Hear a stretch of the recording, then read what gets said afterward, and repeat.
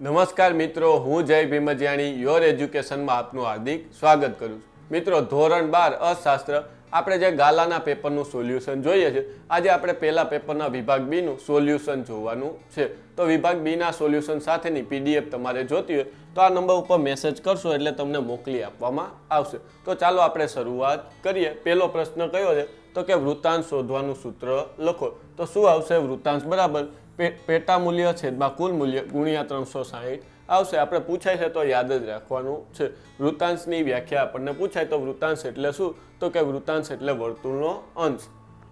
બીજો પ્રશ્ન કયો છે કે જીવનની ભૌતિક ગુણવત્તાંક એટલે કે PQLI ની કોણે રજૂઆત કરી હતી? આપણે અર્થશાસ્ત્રીનું નામ કહેવાનું છે. તો શું આવશે? Morris Davis Morris. આનું આપણને PQLI નું મૂલ્ય પૂછે કેટલું આવશે?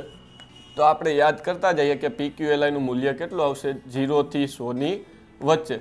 આની સાથે સાથે બીજો કયો કોન્સેપ્ટ આવે છે તો કે HDI માનવ વિકાસાંકનું આપણને મૂલ્ય પૂછે તો કેટલું આવશે? 0 થી 1 ની વચ્ચે. મહત્તમ પૂછે તો 1 આવશે, આમાં મહત્તમ પૂછે તો 100 જવાબ આવશે. ત્રીજો પ્રશ્ન કયો છે? પ્રધાનમંત્રી જનધન યોજનાનું સંચાલન કોણ કરે છે? જનધન યોજનામાં શું હોય? ઝીરો બેલેન્સ એકાઉન્ટ આપણને ખોલી આપવામાં આવે. યોજનાની શરૂઆત કયા વર્ષથી થઈ હતી? તો કે 2014 થી. કોના દ્વારા સંચાલન કરવામાં આવે? તો કે RBI દ્વારા સંચાલન કરવામાં આવે છે. RBI ની સ્થાપના કયા વર્ષમાં થઈ હતી? તો કે 1935માં 5 કરોડના ખાનગી મૂડીરોકાણ સાથે. અને આનું રાષ્ટ્રીયકરણ ક્યારે કરવામાં આવ્યું? તો કે 1949માં. પછીનો પ્રશ્ન કયો છે? તો કે 24મો પ્રશ્ન કયા પ્રકારની થાપણો સૌથી વધારે તરલ હોય છે? કયા પ્રકારની? તો કે ચાલુ ખાતાની થાપણો સૌથી વધારે તરલ હોય છે. ચાલુ ખાતું કોણ ખોલાવે? તો કે વેપારી દ્વારા ખોલાવવામાં આવે છે. કારણ કે વેપારીને કેવી લેવડ દેવડ વધારે હોય એટલે ચાલુ ખાતું એમના દ્વારા ખોલાવવામાં આવે છે. ચાલુ ખાતા ઉપર કોઈ પણ પ્રકારનું વ્યાજ આપવામાં આવતું નથી. 25મો પ્રશ્ન કયો છે? તો કે ગરીબી રેખા એટલે શું? આપને સામાન્ય રીતે પૂછે છે ગરીબી એટલે શું અને ગરીબી રેખા એટલે શું. અહીંયા ગરીબી રેખા પૂછેલું તો કે જીવન જરૂરી ચીજવસ્તુઓ અને સેવાઓ ખરીદવા માટે.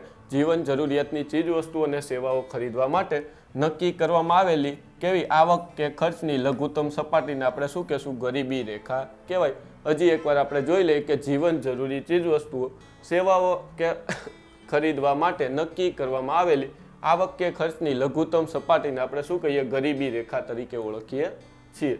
પ્રશ્ન નંબર 26 કયો છે? કયા વય જૂથને ઉત્પાદકીય વય જૂથ તરીકે ઓળખવામાં આવે છે? આપણે શું કરીએ? વસ્તીને બે ભાગમાં વેચીએ, ઉત્પાદન કરતી વસ્તી અને બિન ઉત્પાદક વસ્તી. તો અહીંયા કયો શું જવાબ આવશે? 15 થી 64 વર્ષ. આપણે ટૂંકમાં 15 થી 64 યાદ રાખવાનું છે. 27મો પ્રશ્ન કયો છે? નાબાર્ડનું પૂરું નામ જણાવો. નાબાર્ડની રચના કયા વર્ષમાં થઈ? તો કે 1982. આનો હેતુ શું હતો? તો કે ખેતી અને ગ્રામીણ ક્ષેત્રના વિકાસ કરવાનો. એનું પૂરું નામ શું છે? તો કે national bank four agriculture and rural development. આપણને ખબર જ છે કયા વર્ષમાં? 1982માં એની સ્થાપના થઈ. પ્રશ્ન નંબર 28 વિદેશ વેપારનું કદ એટલે શું? વિદેશ વેપારનું કદ એટલે શું? તો કે દેશની આયાત અને નિકાસ થતી ભૌતિક વસ્તુનું કુલ મૂલ્ય. ભૌતિક વસ્તુ આપણે યાદ રાખવાની, સેવાની વાત કરેલી નથી. પ્રશ્ન નંબર 29 કે નાના પાયાના ઉદ્યોગો કયા પ્રકારની ઉત્પાદન પદ્ધતિનો ઉપયોગ કરે છે? આપણે મૂડી રોકાણના આધારે શેના ઉદ્યોગોના પ્રકાર જોયા, એમાં નાના પાયાના ઉદ્યોગની વાત કરેલી કેવી? ભાઈ શ્રમ પ્રધાન ઉત્પાદન પદ્ધતિનો ઉપયોગ કરે છે, મૂડી પ્રધાનનો કરતા નથી. એટલે રોજગારી વધશે શેમાં? નાના પાયાના ઉદ્યોગમાં. પ્રશ્ન નંબર 30 કે શહેરીકરણનો અર્થ આપો. તો શું આવશે? ગ્રામ્ય વિસ્તારમાંથી શહેરી વિસ્તારમાં થતી વસ્તીના સ્થળાંતરને આપણે શું કહીએ? શહેરીકરણ કહીએ. સામાન્ય રીતે કેવા? વિકાસશીલ દેશમાં, ભારત જેવા વિકાસશીલ દેશમાં શહેરીકરણની પ્રક્રિયા તમને જોવા મળશે. તો આપણે આજે અહીંયા સુધી રાખીએ. હવે આપણે વિભાગ C ના સોલ્યુશનમાં મળશું. ત્યાં સુધી જય હિન્દ, જય ભારત.